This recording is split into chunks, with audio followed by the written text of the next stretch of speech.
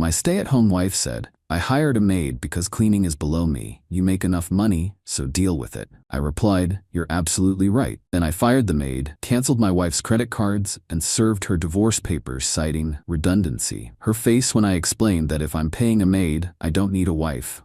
I, 48M, am a corporate efficiency consultant. My job, simply put, is to walk into a bloated company, identify the dead weight, and cut it with a scalpel. I look for redundancies. I look for employees who are collecting a paycheck but providing zero value to the bottom line. I live my life by a simple spreadsheet, input versus output.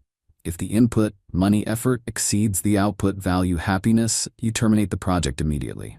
No sunk cost fallacy here. I've been married to Tiffany 32F for 4 years. We have no kids, no pets, no goldfish. We agreed early on I would focus on my career, which requires long hours and brings in a very healthy high six-figure income, and she would manage the home front. The home front consists of a 2,800 square foot house in the suburbs. It has 4 bedrooms, 3 are empty guest rooms, a kitchen with appliances smarter than most of my interns, and a Roomba that does 60% of the vacuuming automatically. For the first year, Tiffany was great. Dinner was hot, shirts were pressed, life was good. But slowly, the scope creep set in. Year 2, she stopped cooking. It makes the house smell like onions, she said. We switched to a meal prep delivery service, $800 a month. Fine, I like the variety. Year 3, she stopped doing laundry. The iron is too heavy, she complained. We started using a wash and fold service, $400 a month. Fine, I hate folding. Year 4, she stopped everything. Her day, as far as I could tell via the security logs and credit card statements, consisted of Pilates at 10 a.m., brunch with the girls at noon, and manifesting on the couch until I got home. She became the CEO of doing nothing. I let it slide because I was busy with a massive merger in Chicago, and frankly, it's easier to throw money at a problem than to argue with a woman who thinks hard work is choosing the right filter on Instagram. But last Tuesday, the system crashed. I came home early, 2 p.m., because a client meeting canceled. I walked into my house expecting silence. Instead, I heard the hum of a vacuum cleaner. I walked into the living room. Tiffany was lying on the chaise lounge, wearing a silk robe, sipping a green smoothie and watching the Kardashians. A strange woman was on her hands and knees, scrubbing the baseboards. I stopped. Tiffany, who is this? Tiffany didn't even pause the TV. She waved a dismissive hand. That's Maria, the new maid. I blinked. A maid? Tiffany, we have a cleaning service that comes bi-weekly for the deep clean. Why is there a maid here on a Tuesday? Because the house was messy, Mike, she huffed, finally looking at me with the annoyance of a teenager asked to empty the dishwasher. And I simply couldn't deal with it today. My chakras were misaligned. Chakras, I repeated. Okay, but Tiffany, your only responsibility is the house. We have no kids. We have no pets. You have a meal service. You have a laundry service. What exactly are you doing? She sat up, her eyes flashing with entitlement. It was the look a queen gives a peasant who asks why the brioche is stale. Look, Mike, she snapped. I'm done with the scrubbing. It ruins my manicures. Honestly, cleaning is below me. I'm a modern woman, not a 1950s scullery maid. You make plenty of money. Stop being a cheapskate and just deal with it. I deserve to relax. I am the lady of the house, not the staff. Cleaning is below me. I looked at her. I looked at her $200 manicure. I looked at Maria, sweating over the baseboards. Then I looked at the mental spreadsheet in my head. Cost of wife, $12,000 per month. Mortgage share, allowance, leased Mercedes, insurance, shopping, chakras. Output of wife, 0. Cost of maid, $150 visit. Output of maid, spotless house. The math was screaming at me. It was a flashing red cell on Excel. Negative row I. Immediate liquidation recommended. I smiled. It was the smile I give a CEO right before I tell him he needs to fire his brother-in-law. You know what, Tiffany? I said warmly. You are absolutely right. She smirked, settling back into her pillows. Glad you finally see sense. Grab me a refill on this smoothie while you're up. I'm not getting you a smoothie, I said. I'm getting a calculator. Phase 1, I walked over to Maria. She looked terrified. Perdón, señor, she whispered. No worries, Maria, I said. How much is she paying you? $150, señor. I pulled out my wallet. I handed her $300 cash. Just here is double. Please pack your things and leave immediately. You are fired. Maria looked confused. Tiffany looked confused. Tiffany hired her? I know, I said to Tiffany, and I'm unhiring her. I turned back to Maria. You did a great job. This isn't about performance. It's about corporate restructuring. Go. Maria took the cash and bolted. Smart woman. Mike, Tiffany screamed. The baseboards aren't done. I am not cleaning them. I know, I said soothingly. I agree with you. It's below you. I walked into my home office and locked the door. I sat at my desk. I cracked my knuckles. It was time to execute the layoff. Step 1. The accounts. I logged into the Amex portal. Authorized user Tiffany. Recent transactions: Sephora $400, Lululemon $50, The Juice Bar $85. Action: cancel card. I logged into the Visa portal. Authorized user Tiffany. Action: cancel card. I logged into the joint checking account. This was the account I dumped her allowance and the household operating expenses into. Transfer funds: personal savings, individual. Balance remaining $0. Step 2. The asset recovery. I logged into the Mercedes-Benz Financial Services portal. The lease was in my name, but she drove it. I initiated a voluntary early termination request. I scheduled the pickup for tomorrow morning at my office. I would drive it there tonight. I walked out of the office. Tiffany was standing in the hallway, fuming.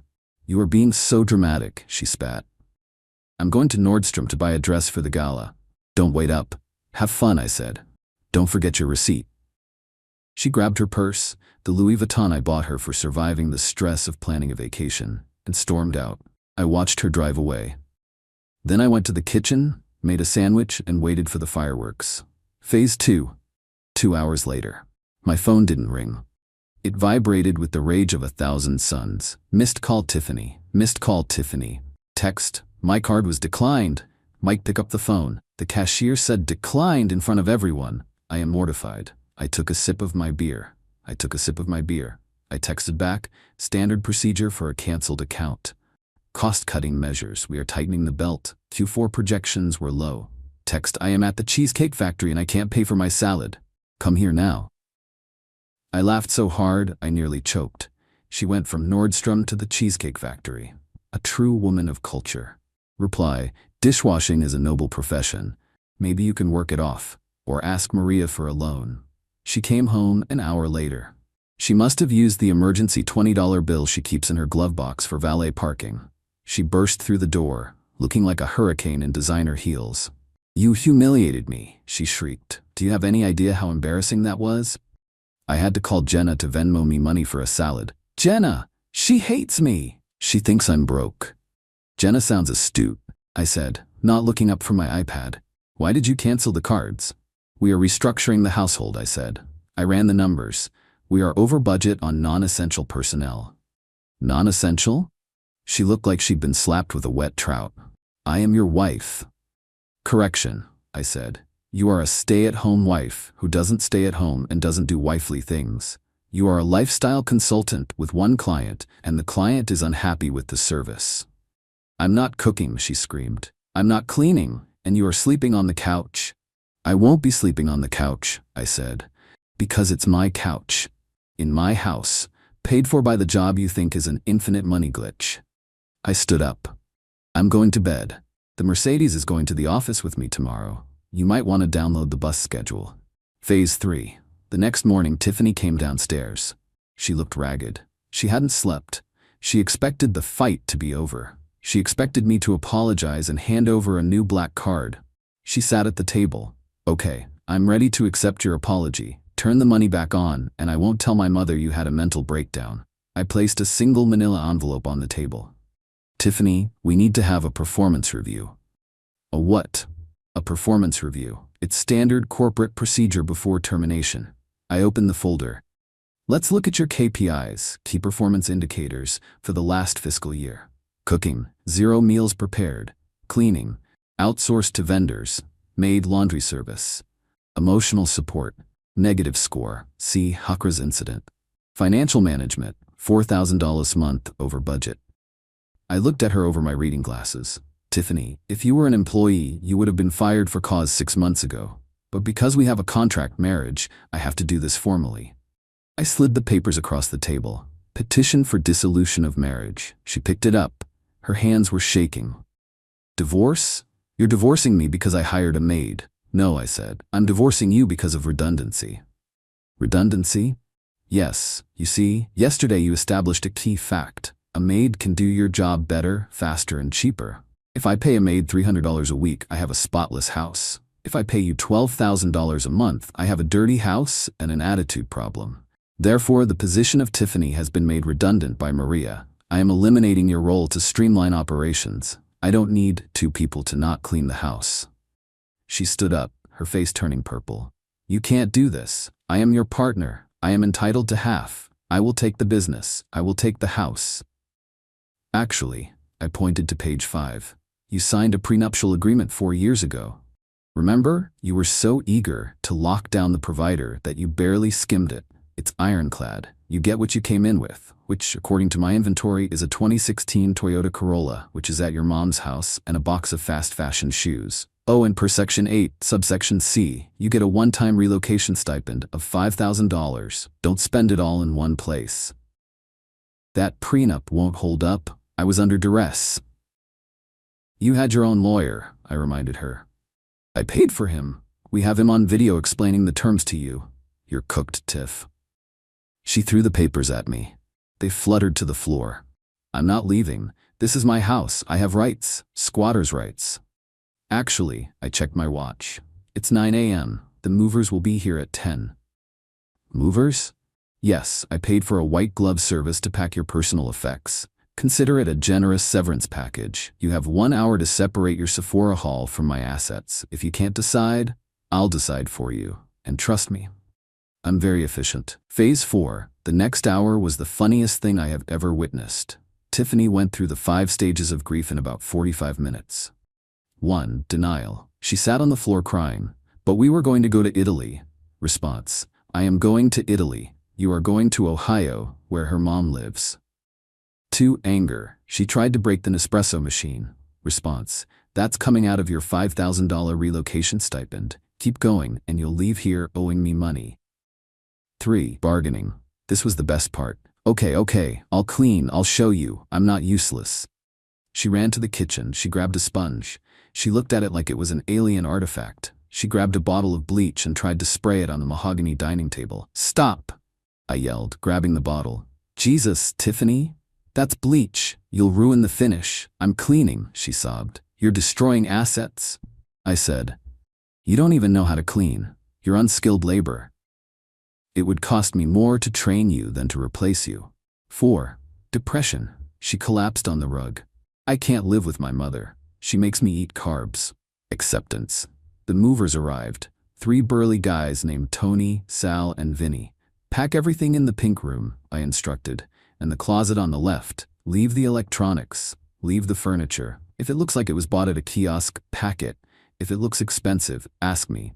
Tiffany sat on the front steps, sobbing into her phone. Mom, he's firing me. He called me redundant. He replaced me with a Roomba. I heard her mother screeching on the other end. I took the phone from Tiffany. Hello, Linda. You monster, Linda yelled. She's a delicate flower. She wasn't made for manual labor. She has anxiety. She can't work. Linda, I said, if she's a flower, she can go bloom in your garden. I'm returning the product. It's defective. It doesn't work as advertised. I don't have room for her. Linda panicked. I turned her room into a craft room. I'm doing scrapbooking now. Well, you better scrap together a cot, I said. She'll be there by dinner. Phase 5. Tiffany left at noon. She tried to take the Dyson vacuum cleaner. Put it down, I said. You said cleaning was below you. Why do you need a vacuum? It's pink, she wailed. It's $600, I said. Tony, put the vacuum back in the closet. She left in an Uber, paid for by her mom. Her Toyota Corolla had a dead battery at her mom's house, so she was officially a pedestrian. 2 days later, she tried to re-enter the house. She didn't have a key, but she tried the garage code. I had changed it to the date of our divorce filing. She didn't guess it. She stood at the doorbell camera. Mike, let me in. I need my moisturizing cream. It's the La Mer. It's $300. I spoke through the speaker. Submit a ticket to procurement. We'll review it in 3 to 5 business days. I hate you. I know, but the house is quiet and clean. Goodbye. Update. It's been 6 months. The divorce is finalized. The prenup held up like a tank. My lawyer said it was the easiest case of his career. She essentially terminated her own contract by refusing to perform duties, he joked. She got the $5,000 stipend in her car. That's it. I hired Maria back. I pay her $300 a visit now. She comes twice a week. She brings me homemade tamales. The house is spotless. My shirts are ironed. Total cost $2,400 a month. Savings compared to Tiffany, $9,600 a month. I took the savings and bought a classic 1969 Mustang. I named it the Severance Package. Tiffany is currently living with her mother. I heard from a mutual friend that she hit rock bottom. She tried to get a job as a lifestyle consultant for another wealthy family in town. She walked into the interview wearing Louboutins and demanded a $100 salary. They laughed her out of the room when they realized she couldn't even organize a pantry. She had to get a real job. She is working as a receptionist at a high-end gym. Apparently part of her job is wiping down the sweaty equipment after the meatheads use it. The irony is so delicious I could spread it on toast. She went from refusing to clean her own luxury home to wiping other people's sweat for minimum wage. Last week, she sent me a long email. No subject line. Body, I've been thinking. I was wrong. I shouldn't have said cleaning was below me. I realized that a partnership is about sharing the load. I'm willing to come back. I'll cook. I'm watching YouTube videos. I'll clean. I'll do whatever you want. Please, Mike. Mom is driving me crazy. She makes me pay rent and she critiques my eyebrows. I didn't reply. I just forwarded the email to Maria with a note. Job security looks good, Maria. Then I printed it out, framed it, and hung it in the laundry room, a reminder to never hire unqualified personnel again. I'm currently sitting on my clean couch in my clean house watching the game. Gentlemen, take it from an efficiency expert. Marriage is a partnership. If one partner thinks they are too good to contribute, they aren't a partner. They are a parasite. And you don't negotiate with parasites. You call the exterminator.